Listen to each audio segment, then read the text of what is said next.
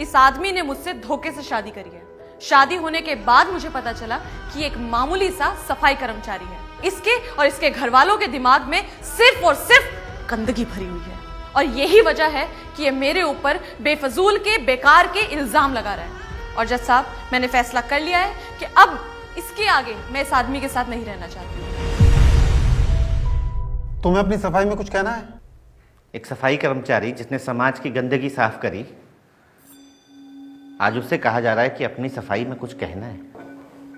जैसा साहब, इन्होंने कहा कि हमने इनसे धोखे से शादी करी, इन्हें पता नहीं था कि हम सफाई कर्मी हैं।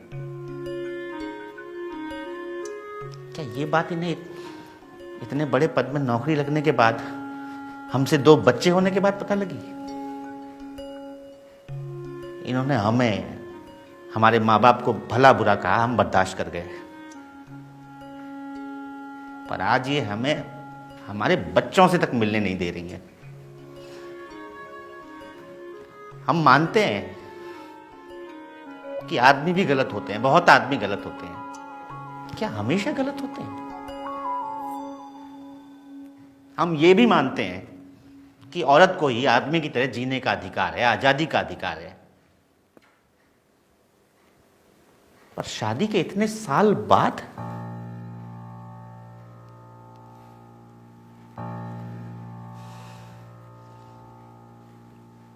कहने को बहुत कुछ है जज साहब, पर बस इतना ही कहेंगे कि हमने एक सपना देखा था, समाज से एक और गंदगी साफ करने का। और वो सपना ये था कि अक्सर लड़की की शादी के बाद ससुराल में उसको बेटी नहीं बहू समझा जाता है। बहू जिसका काम होता है चूल्हा चौका करना, सास ससुर की देखभाल करना, पति की देखभाल करना, बच्चों की देखभाल करना।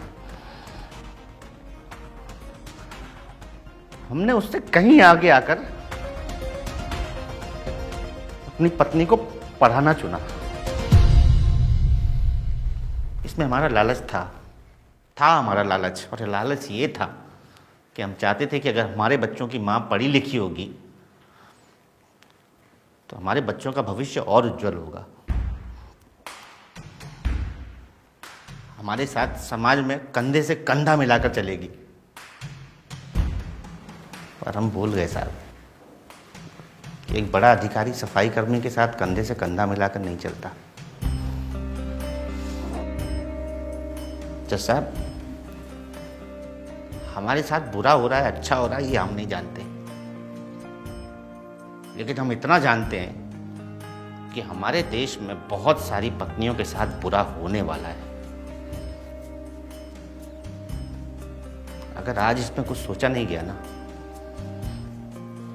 तो कल पति अपनी पत्नियों को आगे पढ़ाने के लिए सोचेंगे जज साहब।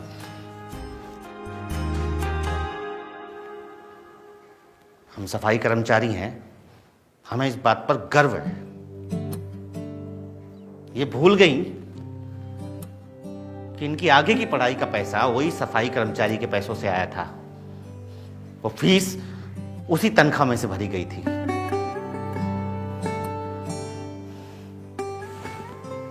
उस पैसे में गंदगी नहीं थी जज साहब, इनके दिल में मैल था। और हम पूरा शहर साफ करते रहे, मगर इनके दिल का मैल साफ नहीं कर पाए।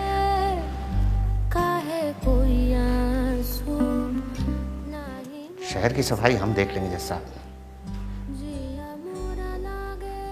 दिलों के इस मैल की सफाई आपको करनी होगी,